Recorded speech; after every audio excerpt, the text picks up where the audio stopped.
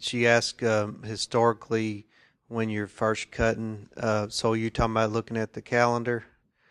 Because we generally just watch the plant, and the calendar is just for birthdays and holidays, stuff like that. We even bale hay on 4th of July. But no, I guess we've been around, with the Claire Timothy where it's early maturing. It's like a lot of times we're middle of May. It's we had some weather last year. It seems like the whole month of May it was raining, so we just had to keep waiting. Just kind of check all the equipment real good. But we was probably on up toward, I guess that's Memorial Day.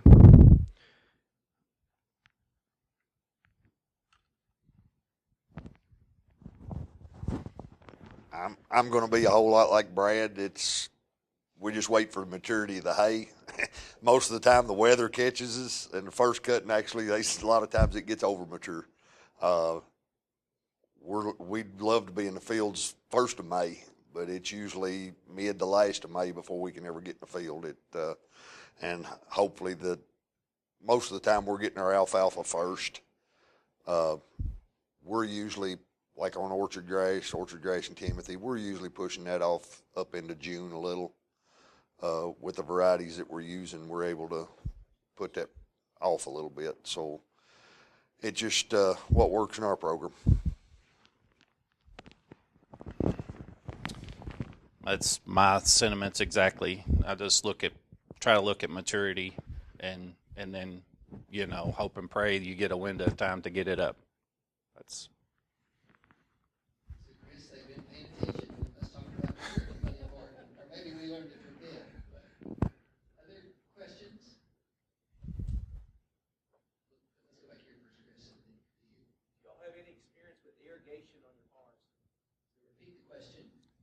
Any experience with irrigation? No, I do not irrigate. Could not if I wanted to. No, I don't either. First time I've ever seen much irrigation at all, we were in Arizona back in the fall of the year, and they were doing flood irrigation out there. It was really the first time I'd ever been around it. That's probably the best thing about Kentucky. It's going to rain eventually. Yeah. You had tobacco, right? We quit growing tobacco. You don't have any irrigation equipment left? No. And she was talking about the calendar earlier. That's probably the hardest thing with Timothy. It just, when you start to see that head, you just don't have much time. It just it really matures quickly.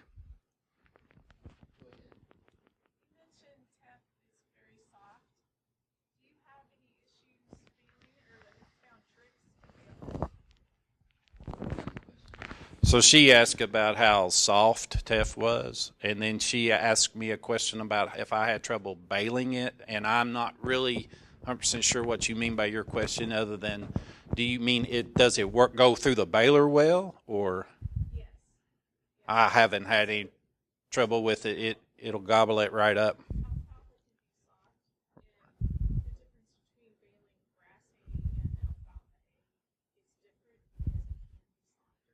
Right.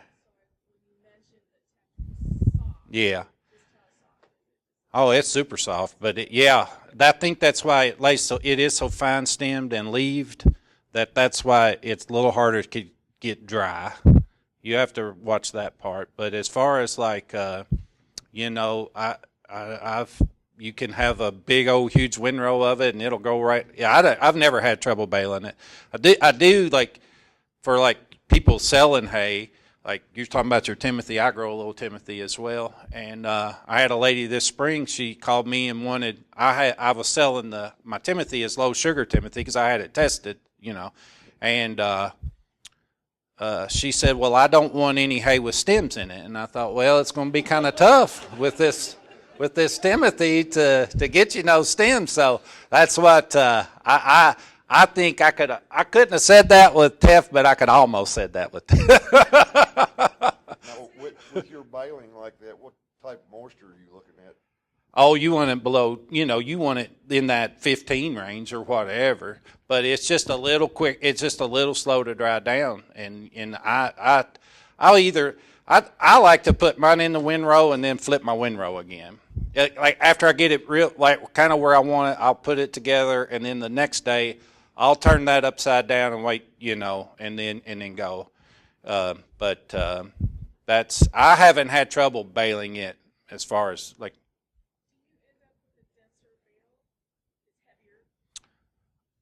She asked if the bales were more dense, and no, I just managed, the tension in the back, and they come out about the same. Yeah,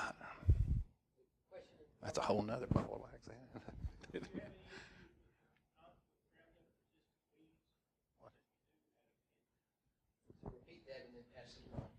He asked me if I had any trouble with Roundup resistant weeds, and I had a neighbor that grew soybeans on the farm next to me for about 8 years in a row, and I got mare's tail all over my place. And I have that mare's tail, but I had trouble with it. I grow alfalfa too. I had trouble with it in my alfalfa, but I don't grow Roundup Ready alfalfa, and I usually end up cutting my way out of them messes. If you keep cutting in a timely manner, the weeds get less and less.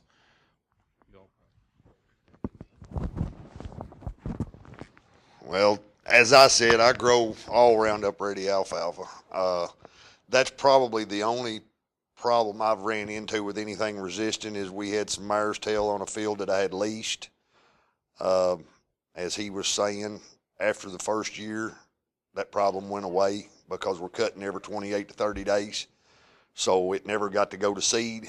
The Roundup would ding it up a little bit, maybe slow it back and a lot of times let the alfalfa get out ahead of it. But the cutting schedule is what got rid of it. Now we rotate everything that we've got. Once it goes out of alfalfa, it goes back to Timothy and orchard grass mixtures most usually. Sometimes we do straight orchard grass. But when we're in that, we can spray with 2,4-D to kind of get rid of our broadleaf problems. So that's kind of the only problem I've had.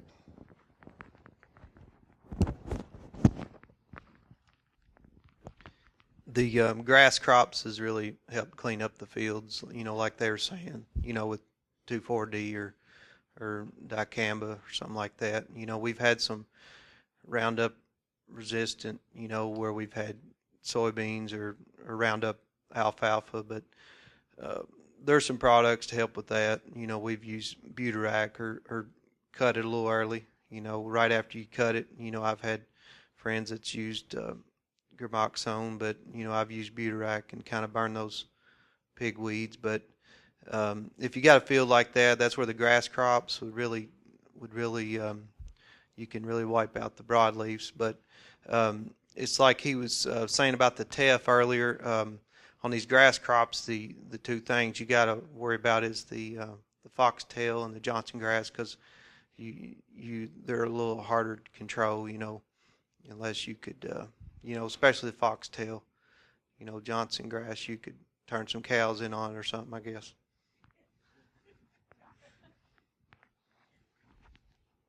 Other questions? Right back here. Being that if you had it a couple times, would that help dry? So the question was about drying it down, the teff, and about tedding it. And yes, I do ted. I try to tread it twice. Yes, it helps some, but if it's according to how much humidity we, how Kentucky is. It's just like it's a crapshoot. So I wish if I knew how to dry down hay in 2 days, I'd be in way better shape than I am now. So I think for me it's like get it cut and then everybody talks about a wide windrow, and I guess that's good, but I like to get some ground dry and then put the grass back on that. I think that works good. I mean, that seems to work good. That's why I like to flip that windrow, to to get that bottom side turned up and to get on some dry ground, you know. But it just, each time you cut, it's a very dynamic thing, and every time it's an adventure. So that's just all I can say about that.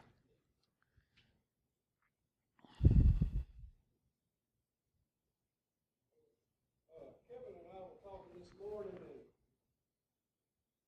somebody interrupted us before he answered my question. Do any of y'all use gibberellic acid? I do not. Yeah, Dennis, I use it's a Bayer product called Rise Up Smart Grass, and that's what it is a gibberellic acid. We spray it on at an ounce to the acre. The question you didn't answer this morning is how early do you spray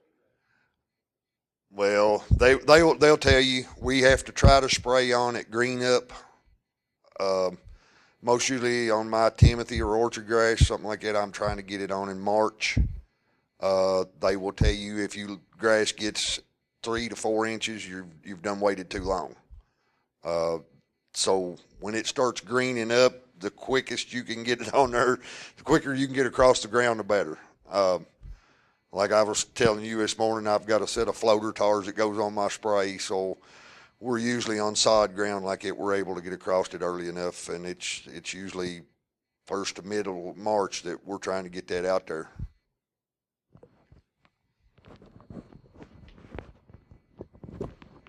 I haven't used anything like that. Now we have a spray rig where we put nitrogen on our winter crops and our corn. So I'm usually dribbling, you know, with stream bars. I'm usually dribbling UAN, you know, like a usually 32%. I can do a good job with my getting it out there on the nitrogen. So just to clarify, actually, so Dennis has the question about gibberellic acid, and that's a natural hormone in plants that promotes growth. And so actually the Rise Up Smart Grass, that is organic certified because it's a natural hormone. And plants produce it, that's how they grow. But early in the spring, there's not as when the plants are just started growing, they often don't produce as much as they might could. So we've done some research a few years ago. In some years we'd get a good boost, some years we wouldn't. So it's not something you can guarantee, but it doesn't hurt at all, and you can get a benefit. So you're just putting it on for insurance, I would assume. Yeah, I mean, the first year we used it, we done a test plot. We went from the first year we used it, we done 2 test plots. We done a half ounce rate over 4 acres. We done a full ounce rate over 4 acres, and then the rest of the field was our check. The half ounce rate, we didn't see much response out of according to the rest of the field. The full ounce rate, we went from 150 bale an acre on our check to 182 bale to the acre. So, yeah, it's like Ray said, I've had years that did it pay off? No. But I've had several years that I felt like that we got a lot more production out of it by using the gibberellic acid.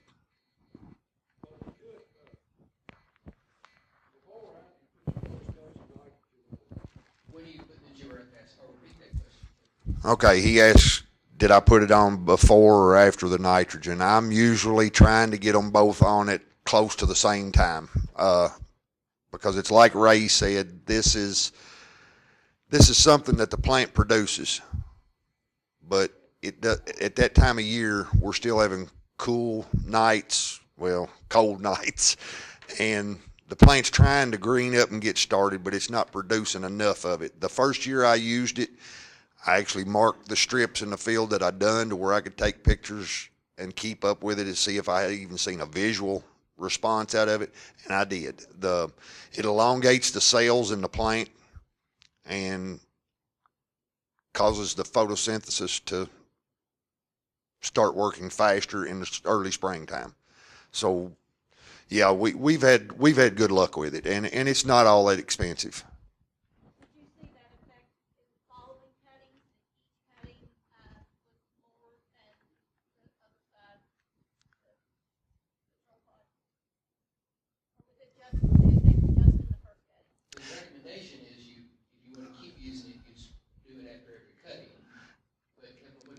Well, we normally just use it before the first cutting. The buyer rep that I dealt with, he told me that after we go, especially with Timothy and orchard grass, once we start the hot, dry parts of the season, that you're not going to see as much result out of it because that grass is going to start having a tendency to go somewhat dormant because it's a cool season grass. Now, he did tell me if I had enough moisture that you might get some response out of it on the second cutting. So I did try that one year, but we had moisture, but it wasn't long before that till we started having the hot, dry weather, and I know I didn't see a response from that any other time. So the first cutting of the year is the only one we're getting that out of.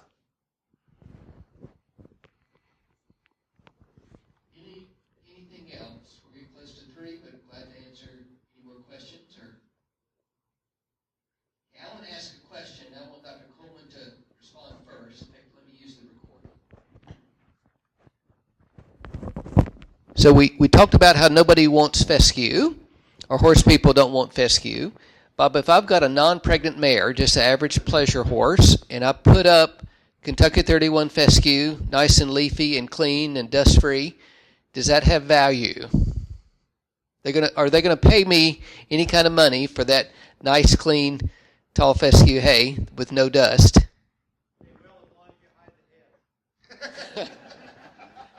Bob said they'll pay for it as long as you hide the heads. That's just mixed grass. That's what grass hay is. Okay. So you make sure you call it mixed grass hay? Is that right? That's what I'm hearing?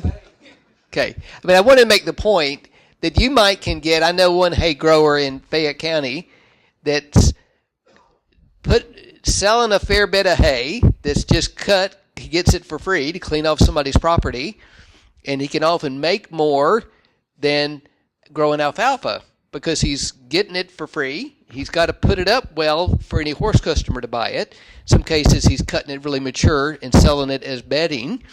So when you're thinking about the hay market, like I mentioned, the things like Lespedeza, that's pretty far out there. You may be better off, particularly if you just get into the hay business, of just trying to put up nice-looking hay, and selling that as this good product, not because it's anything special, but because it's nice, good, clean hay that has a good appearance to it. Any comments you all have about that mixed grass hay?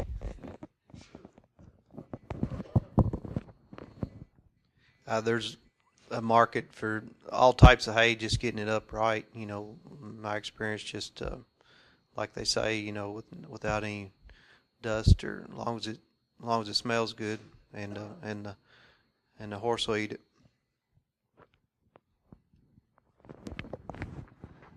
As far as the fescue, I don't have a lot of luck. I mean, that's most usually one of the first questions I get is, does it have fescue in it? But if it's put up right, I mean, I can sell it. It doesn't matter as long as it's weed free, got some color, mold free.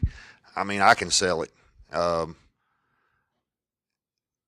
Just because we're up here saying we're growing orchard grass, Timothy, alfalfa, or this and that, if you've got a fescue field, you can sell that hay. That's not a problem. You just got to handle it the right way.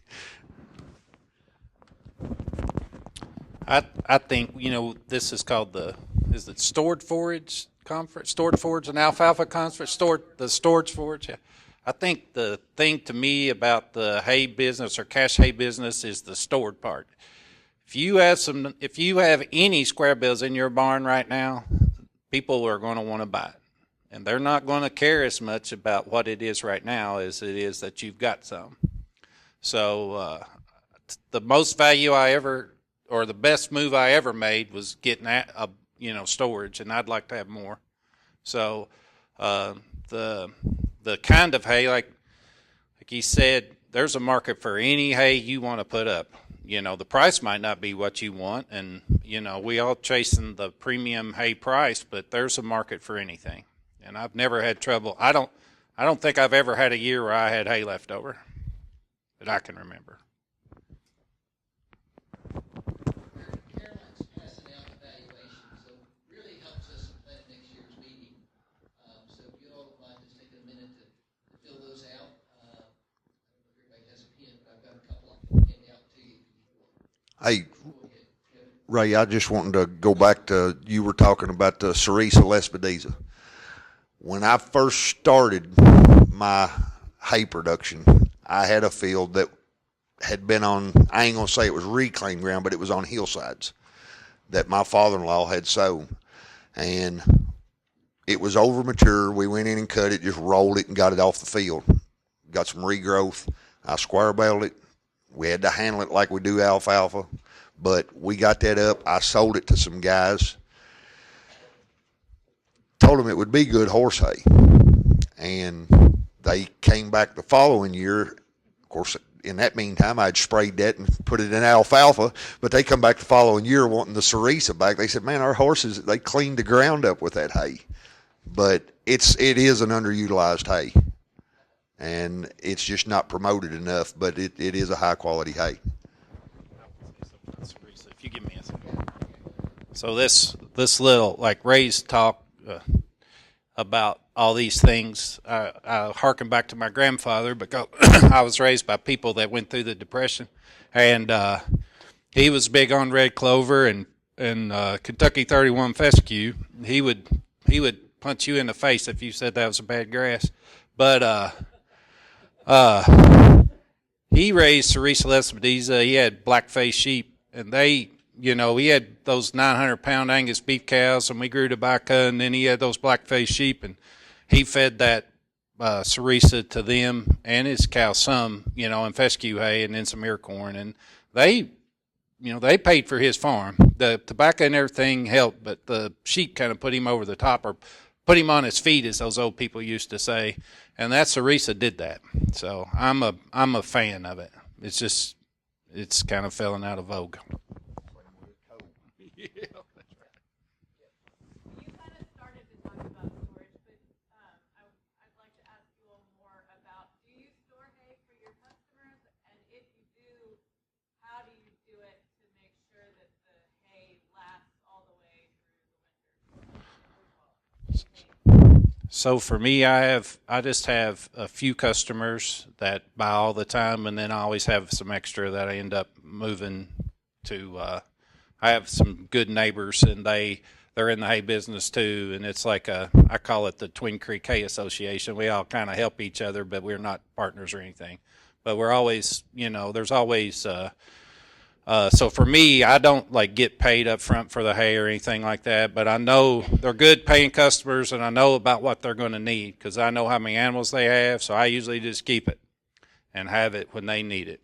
And if I end up with a little extra late in the year, I always can get it sold real fast, so I don't worry about that too much.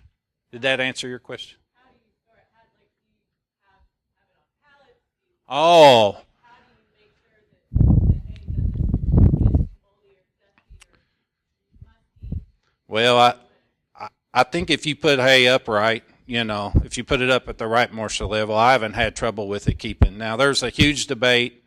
We all, I assume, there's a lot of technology now in square bales that wasn't around, so we use these accumulators and that kind of thing. And I use a flat one that has a tie bale, a 10-bale stack.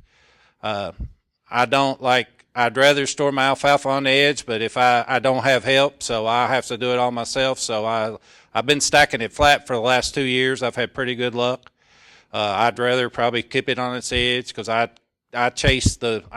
bale it right on the edge of too wet.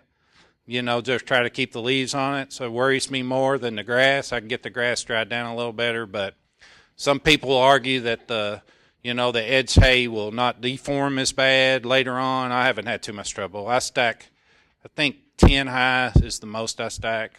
I do have trouble with bottom bales. I hate pallets. I don't want to use them. I've heard, all kinds of things. I think, your barn location and how you build it to start out with, your floor and getting water away from it's more important than anything on that. But I think, I have some bales I never have trouble with on the bottom, and then others, but sometimes it'll have an odor to it, not really molded or anything, just smell bad. So these guys will be better at that part than I will, but. I don't know about that. Yes, we store hay for our customers. we've pretty much got the customer base that we know from year to year, so I know about how much hay each customer is going to use. I won't take on any new customers unless I think I've got a surplus. Now, as far as our barns, we're just building pole-style barns. I've got 3. I built one this past fall, 72 by 144, and it's 20 feet tall on the sides. We're planning for all kinds of airflow around that hay is what we're looking for. We put up hay with a bale wagon, self-propelled bale wagons. When we dump in there, we've got like a 2 to 3 foot aisleway between each run of hay that we get air around. We try to leave the top of our end of our trusses open so we can get that. If we get any heat in there, it can get out of there. As far as the bottom, we're putting down dense grade. Well, we started off when we built that barn, we put in drainage tile under where every run of hay is going to be in the barn, and we drain all that groundwater out of there. Then we put down dense grade. Then as we dump a stack of hay, we're putting one piece of 6 mil plastic down and a full bale of straw underneath of it. Do we lose bottom bales? Yeah, I've got some every once in a while that we have to pull out, but most of the time our bottom bales turn out okay.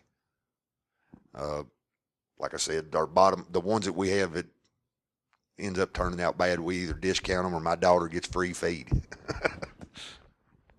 you change the straw and the plastic out every year? Yes, I do. I know Clayton doesn't as much. But I figure if I let that build up year after year after year, that in 4 or 5 years, I know what kind of a mess I'm going to have. So yeah, we're changing. I've got some boys that comes in the spring and we're fixing to start doing that. We strip all the plastic and straw out and we start fresh every year. Of course, like I said, we've got drain tile in ours, so we're not having to worry about having straw built up to prevent that moisture as much. When she's talking about storage, I just think starting at the field, we start cutting as the dew dries, and we use hay tedders. And that's the thing about the grass hay. We don't have to worry about beating it up with the tedder. We can tedder it about every day. But then we got moisture monitors on the balers, and because we're putting in bundles, so we had to bale it, 12% or and whatever. And with the bundles, we're able to put it in the back of barns because we got 16-foot wide driveways, and I just got to learn from the older ones like Kevin and Clayton, where we'll take and put the plastic down and put the straw. But with the bundles, I can maintain that straw and just add to it every year. And we like using the rye straw. It's got a big fat stem, and we'll just add a little more to it each year. Sometimes it'll get drug out. The moisture testers are a big thing on the baler.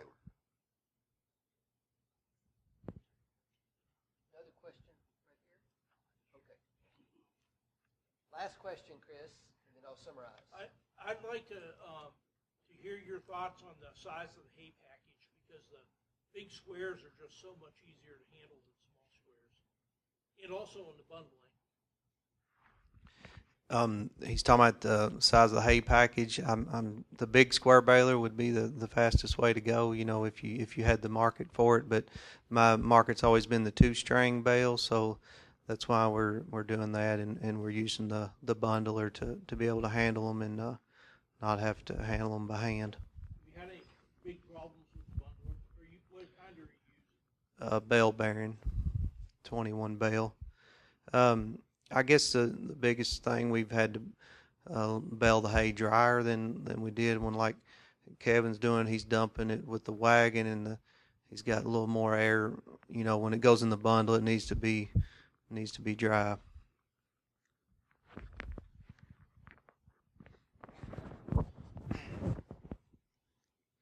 I guess I'm going to have to eventually go to the bale bearing because it's becoming a thing that a lot of them are wanting because it's so hard to find help now.